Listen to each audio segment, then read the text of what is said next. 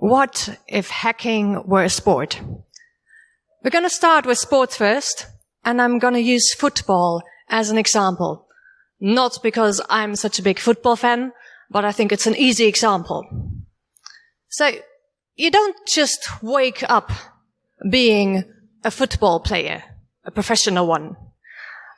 How would you become a professional? You would do your very best and just play harder. Well, that's not the case. You would probably train a lot, begin very young, do lots of exercises. But how would you actually train? You probably can't really read that, but this is just a random example from the internet. And please note the diversity of this training schedule, where you have every other day you have warm-ups or strength practice, and there are increasing levels per week. Yeah, probably you can't see that, but that's the case. And if we now split out the topics, we can see a detailed description with lots of repetitions. So there's some warm-up, lots of strength, conditioning, motor skills with increasing levels. And there's some ball practice, but the ball actually is only involved every other day. We call this deliberate practice, and deliberate practice is structured practice to improve specific elements of a skill through defined techniques. So what would the equivalent in our IT cybersecurity industry be? Well, you just try harder.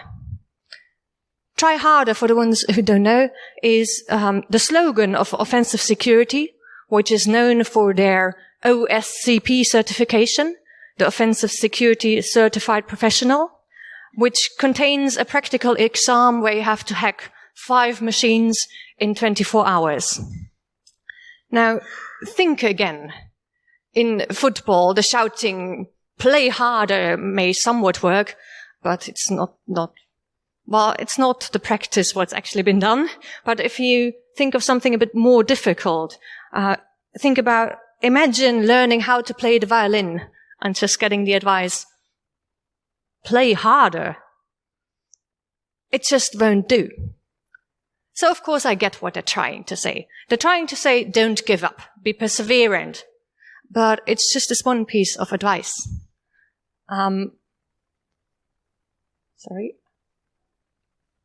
So where in football you would do the warm-ups that we just had a look at and do the strength practice, it's just way more than that. And although the try harder is not incorrect in itself, I believe it's awfully bad advice. And I think it's a pity that this slogan stuck. I actually even believe that it's especially evil since it's scaring off women. Oh, finally, there it is, the gender remark. But I'll let you know why I believe that.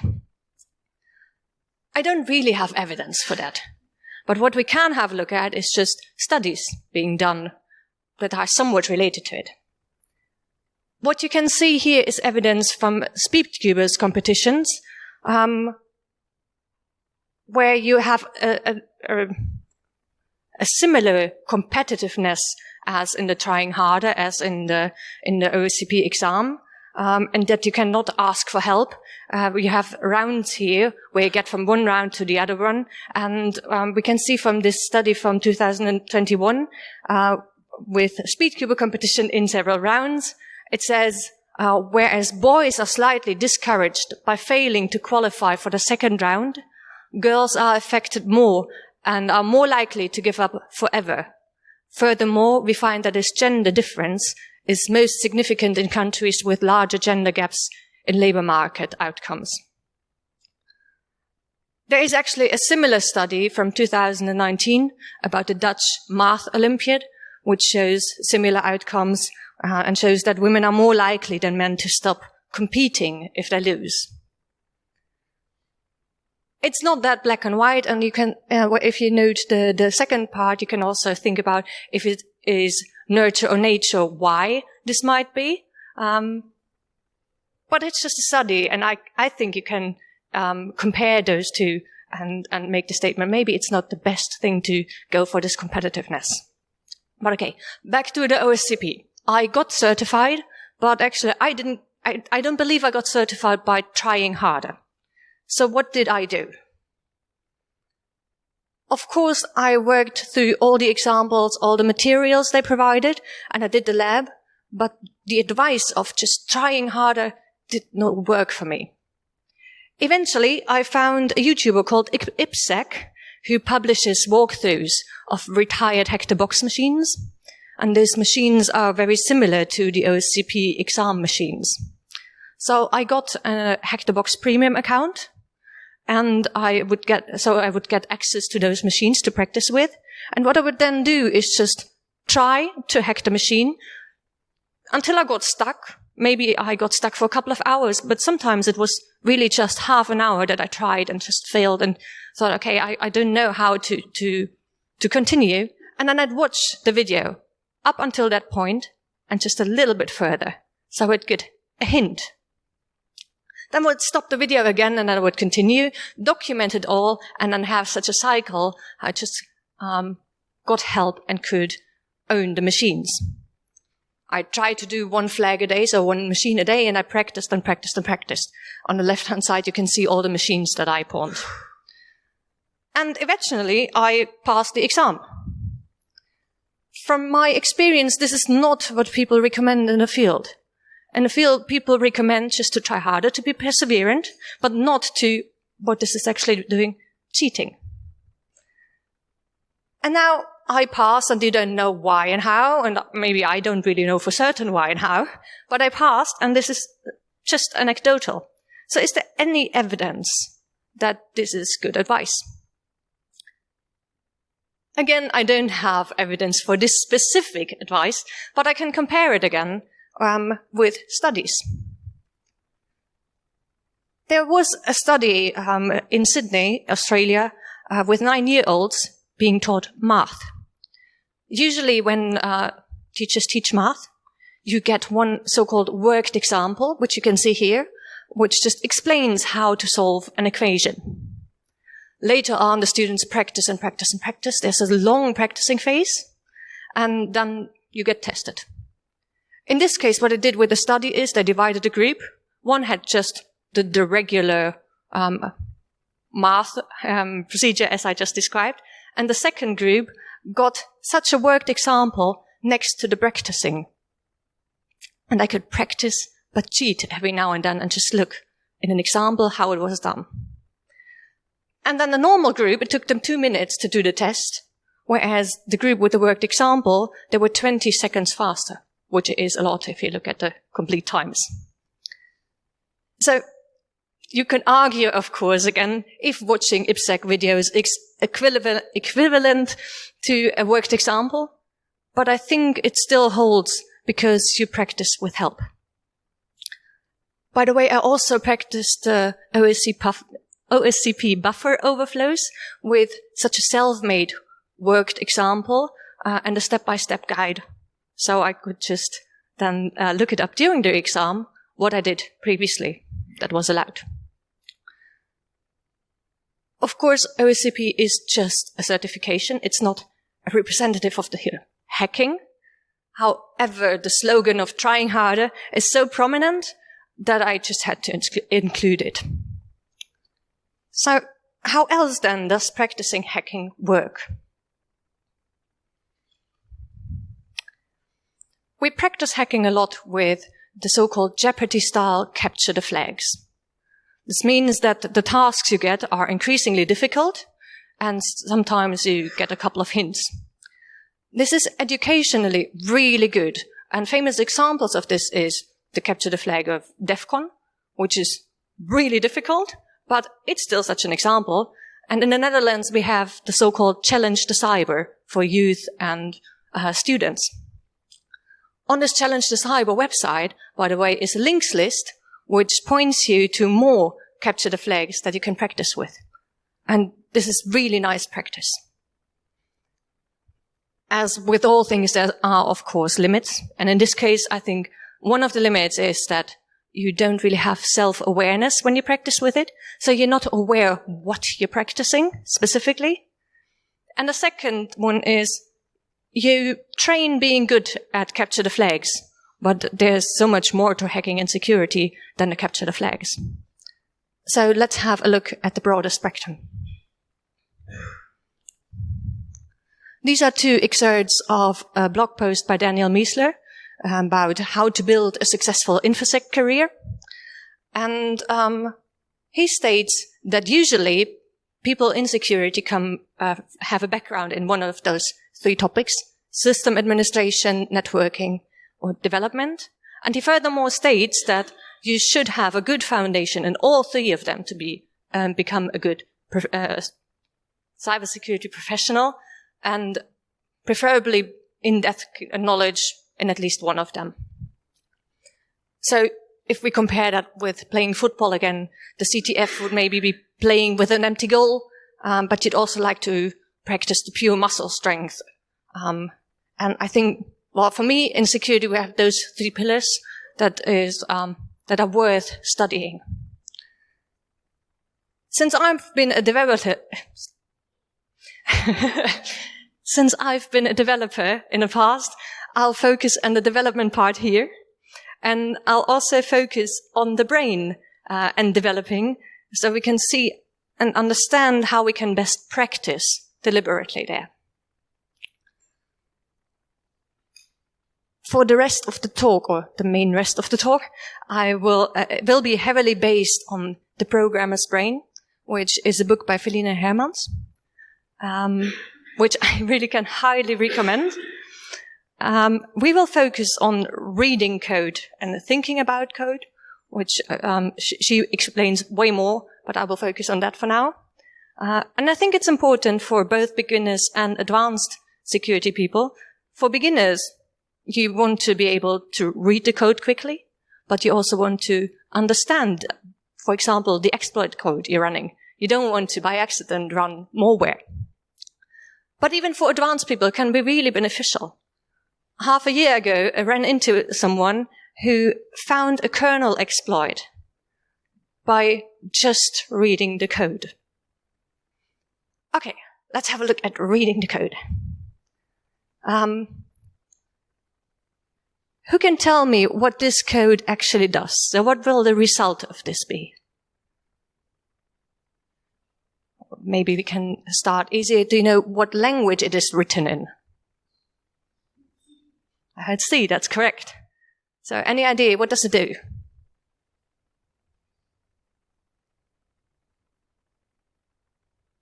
Okay, I just pretend I heard someone, a bit shy, I get that, but I just pretend someone said, okay, maybe it's printing an exponentiation of something. So when we don't understand code, the question is, why don't we understand it? And there's a couple of categories that it can fall into. It could simply be lack of knowledge, which would correlate to your long-term memory. In this case, that would be the syntax or the language you don't know. If you don't speak the language, it's really hard to understand. This code actually does not compile because it's lacking an import statement for the exponentiation function, the math import.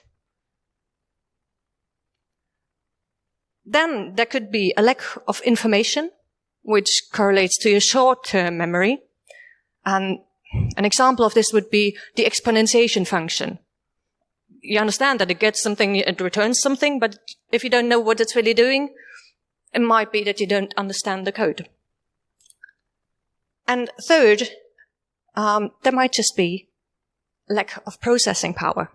If you now know that the exponentiation function takes x and returns e to the power of x, which is 12 in this case, it's really hard for you in your head to calculate e to the power of 12. So your working memory can't handle it, and you will not understand what it will actually be printing. When struggling with reading code, it's worth to see why you struggle with it, to also know what you should be practicing.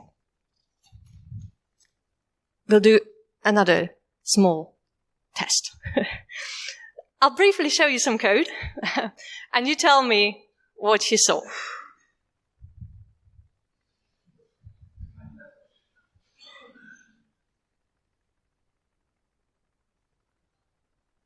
Okay, so apparently it was hard to see anyway. But actually, the point was not even that you can really read it line by line, but the point was of getting an overview. Sorry? Okay. What I just showed you was some Python shell shock example from ExploitDB. The link is just downstairs there. And it turns out that we read code more officially by first looking at it and then putting it away and reflecting.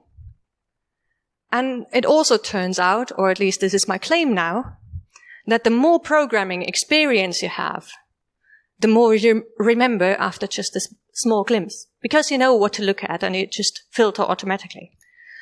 So the question now is, why would that be?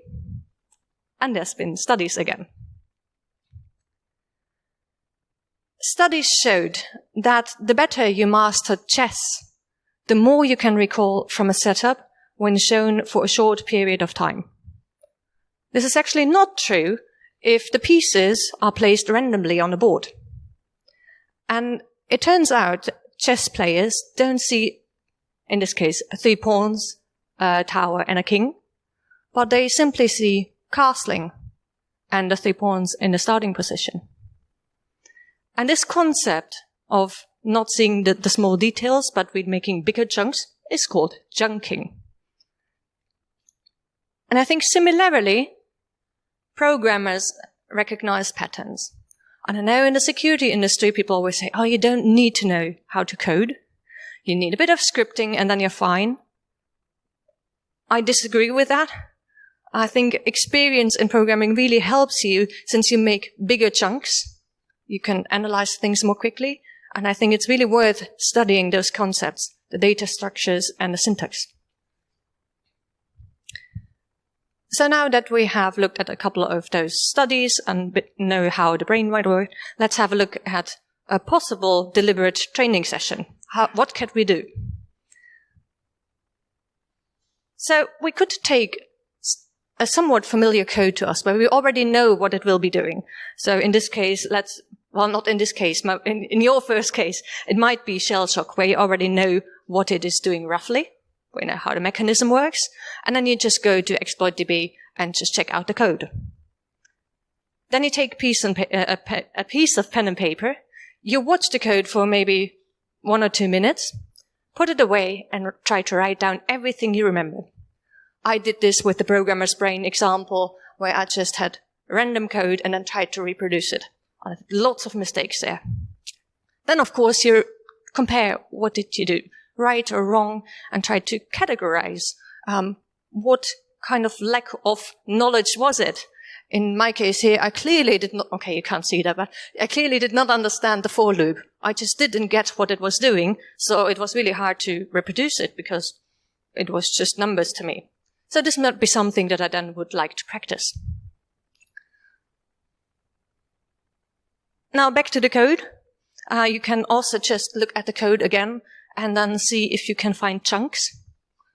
So that might be just that you realize you never have to really start at the left top and read the import statements. Maybe you want to just skip through and look for a first main function, or to understand the chunk of a for loop, that you don't have to see what's inside of it, but just understand concepts of the programming. And the 5th step I really can only recommend, but you can't always do that because it depends on the subject you're really studying, is making your own worked example, how to solve something. In this case, maybe the worked example is more a step-by-step guide on how to do the training session. So, it doesn't always work. Then I still want to have a word about how we actually remember things. What you can see here are the 3 stages, how we remember things over time. When we newly learn something, we are in this cognitive phase where we have to think and reason to come to the conclusion how something works. If we practice that quite some time, we get into this associate phase, where we have a shortcut how to get to the solution. And just later on, when we really know what we're doing and we have practiced it very often, then we get into this autonomous phase where we just know. This is also the reason why sometimes asking a real expert on how to do something is not the best option, because they might have forgotten how it was to be in those first phases. But okay, it brings me to the point, if this is the memory, how do we not forget? What you can see here is the so-called Ebbinghaus formula, or actually a simplified version of it. And it shows the R, which is the retrievability. And this is a measure of how easy it is to retrieve a piece of information from memory. Then there's also S, which stands for the stability of a memory, and it determines how fast this R is declining. And you can then just see how this retrievability declines the memory. Retrievability of the memory declines over time. Ebbinghaus actually tested this with learning vocabulary, so we can't one-on-one compare it to coding skills, but it's still an indication. What was also found is that actually we can help to improve our memory, this retrievability, by repetitions. And actually repetitions spaced out over a quite long period of time for learning words. There was 6 to 8 weeks stretch between the learning sessions. This really helps to be able to retrieve that memory. And what you can see here is that after this period of time 1, you try to think about it again. And because you refresh your memory, we now jump to the second curve. Then we wait again, and after again this one period of time, we bump it again, and so your memory becomes better along the way. This is also why it is really important to train your retrieval strength. And you can simply do that by, you all know this thing that you always forget, and you always have to Google again, and it will just never stuck. Next time, before you Google it, really take the time and give it a minute or two and just really think if you cannot come up with it. This thinking process is really good for your brain to try to get this retrieval strength. And maybe you got it wrong, maybe not, who cares? An extra tip here is that when studying already, you can think about what you want to remember and how you want to retrieve it later on. That can also help. Okay. Now we had this one session, and we know how to kind of practice over time so we don't forget it. We can now make a real training schedule. So what I did here is I made a weekly training schedule just as for the football. But I want to start with this step 0. And step 0 is, if you haven't done so yet, take a programming course and learn maybe Python or C. I guess for hacking, those are the 2 main languages to go to. And then there is the training schedule. It's just 1 week. Yes. But you can repeat the read. And the most important thing is be persistent. Then there is another big difference with sports. You, as a hacking person, play a match every day. Not once a week, but just really every day. That's your work, that's your job. So you can't practice every day. Furthermore, I only put here a work week because it's your job. You deserve a weekend. There's really, it's nonsense to make it your life. It's a job. You need to rest. So this is your training schedule just during the week. And now have a look at the contents of it. So you can see there's a CTF on a Thursday. CTF is an example for capture the flag, but this is the place where you practice your core hacking skill. And then I put something down for Monday, and that would be coding or the system administration stuff or the networking stuff. So those 3 pillars of information security. you can either rotate and just do one a week and then do the other one. But because we're not learning vocabulary, I think you don't need to space it out with the 6 or 8 weeks. I think it's actually better to stick with one topic for a couple of weeks. And then when you think like, okay, I really learned something and it settled a bit, then switch to the other one.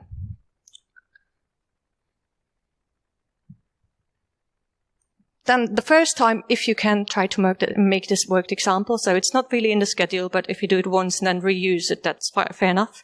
And here I have an example of making a list so you can work through the weeks with different topics, that you also have a bit of increasing difficulty in here. So you maybe start with a quite easy shell shock code analysis, and later on you just get either more advanced or maybe at a certain point look at a different language. It's just a suggestion, really. And of course, you don't have to do this alone. You also don't play football just on your own. So you could get a coach, and I put down 3 different possibilities for that. You could just find someone who's willing to coach you in a specific matter and see if it works, or just a buddy that you can team up with. The best football player is not necessarily the best coach, so neither will the best hacker, per se, be the best coach. It really has to work for you. A second option would be a mentoring program. Our neighbors, the Belgians, have at WICCON a mentor-mentee program, but also the Women in Cybersecurity.org have a mentor-mentee program that you could join. And if you really would like less interaction or just less of a hurdle to start with, you can, of course, also join online communities. So it could be Discord, a Slack channel, Twitter, or a real forum. And it can possibly be anonymous.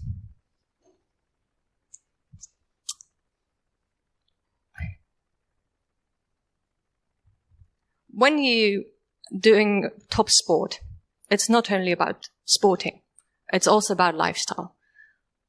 I will not go in very much detail of it, but I think it should be mentioned. So other factors that would be tackled in sports, and I think should also be tackled in cybersecurity, is nutrition, to have a healthy, balanced diet, to really get enough sleep and also sleep on a regular basis. A very important one is your mental health.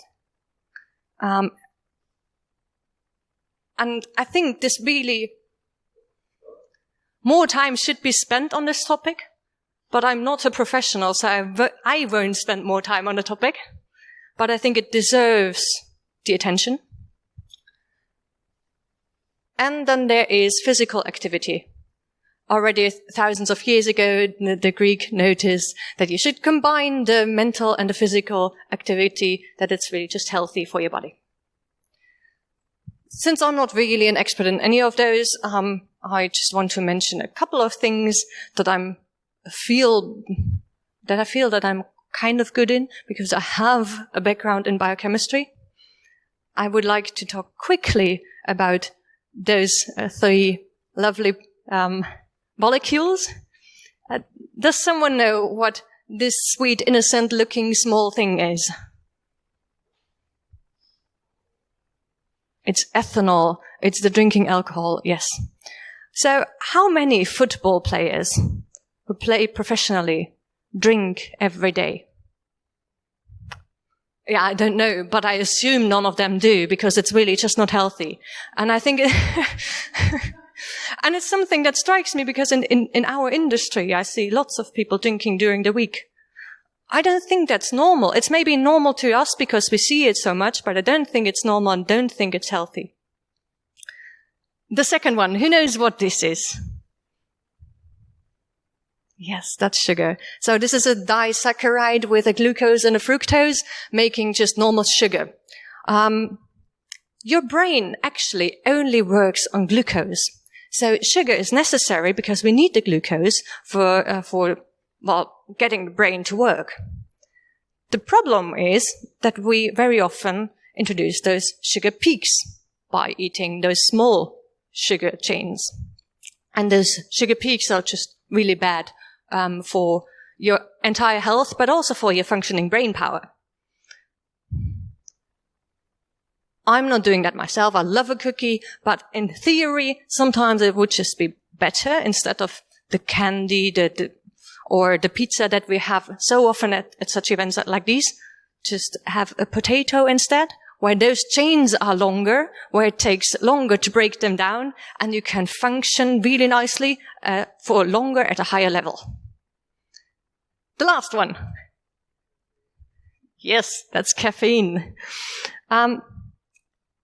Speaking about football again, it's not specific for football, but actually I think that the Olympics, I'm guessing here, but caffeine was on the doping list until 2004. It was not removed because it's not considered doping in general. It does work. It helps for physical endurance.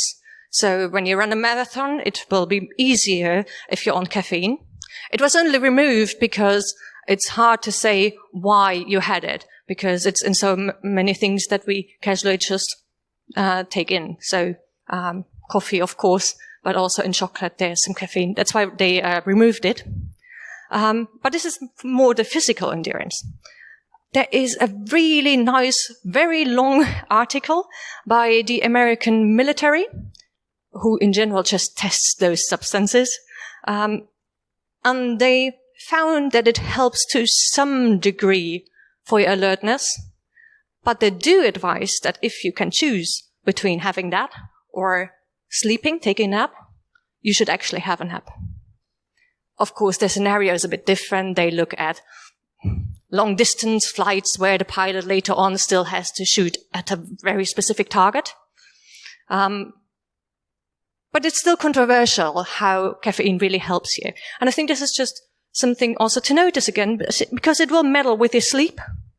And sometimes we just feel dependent on it. We say like, oh, I really need a coffee first before I can think. But maybe it's just your mind messing with you. Who knows? With that, as a summary, I want to go back. So what if hacking were a sport? The capture the flags are really nice to practice hacking. I think it's important to, on a regular basis, look at the foundation, the system administration, networking, and development. Do that by doing deliberate practice, so you know you're really getting better at the specific thing. And I'm a big fan of the worked examples. And in general, of course, I think it's so important to have a healthy lifestyle. With that, I want to thank you for your attention, for being here, and for having me. Thanks.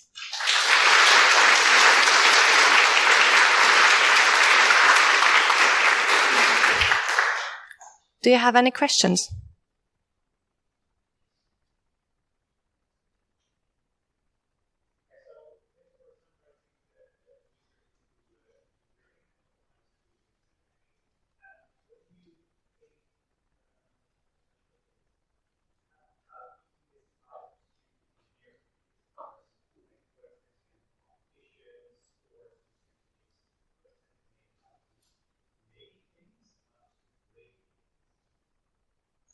I haven't thought about it. So the question was, if this is just about hacking, how would it apply to security engineering? Because differentiating between the making and not making, destroying something.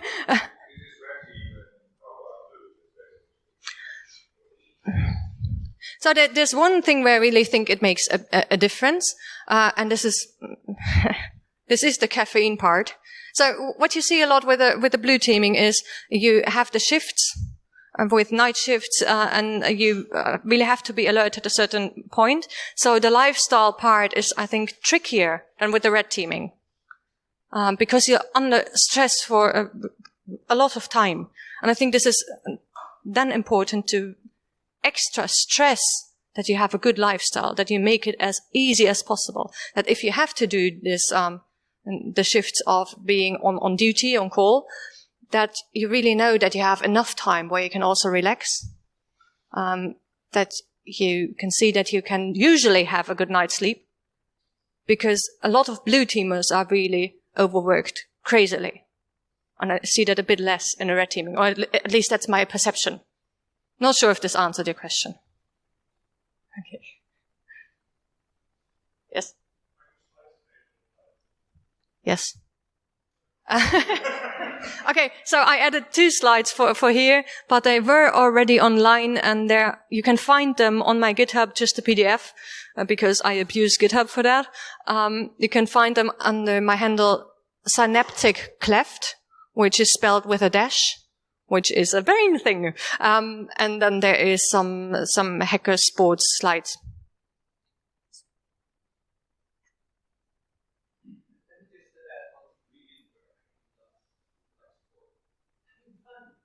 Okay.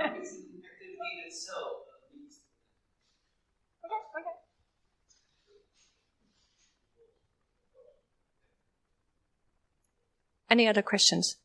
Yeah. This sport is much of a social event, and people tend to be introvert. So I think it's also important to have some social things like a CTF, the ranking and so on. I think it's also important to have some social stuff. So it is stated that IT very often is more introvert people. I'm not even sure that this is so true these days anymore. So it was in the 80s, of course, but I'm not sure if I really agree so much with it. And especially, again, and because we're here at WICCON, I think we have to question that when we look at how to integrate women into the field.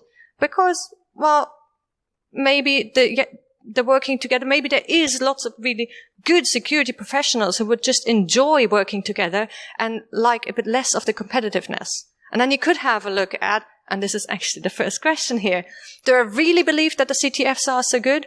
I think they're fun, and they're fun for people who are competitive.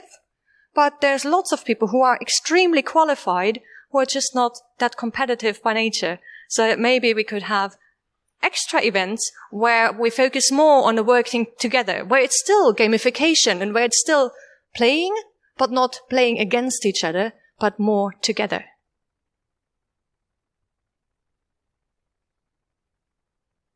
Okay.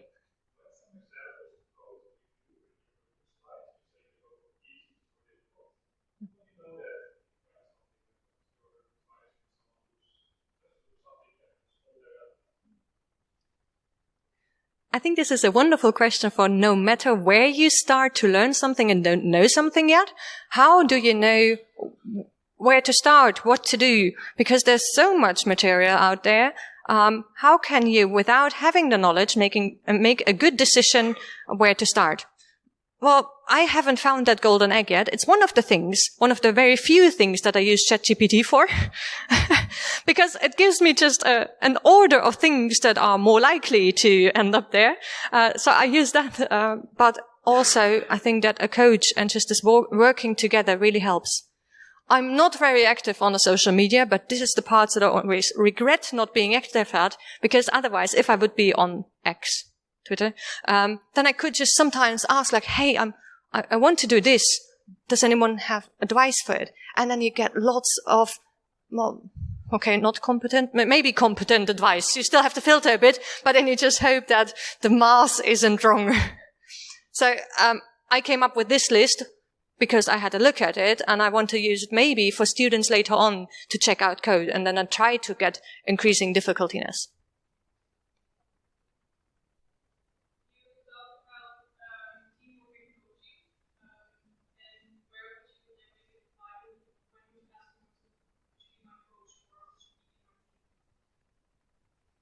I guess it really depends on the person. So, not everyone is a fan of hierarchy to begin with. I think it's most fun actually to work together with people that could also coach you, but then there must be room for that. Usually have a teammate if you really want to work on something and get something done. And a coach, with that concept, in my mind at least, I would say there doesn't have to be a real result, but it's more someone is helping me with something. But I'm not sure. It's just my own definition of those two. Okay, so thanks for having me, and have a nice day.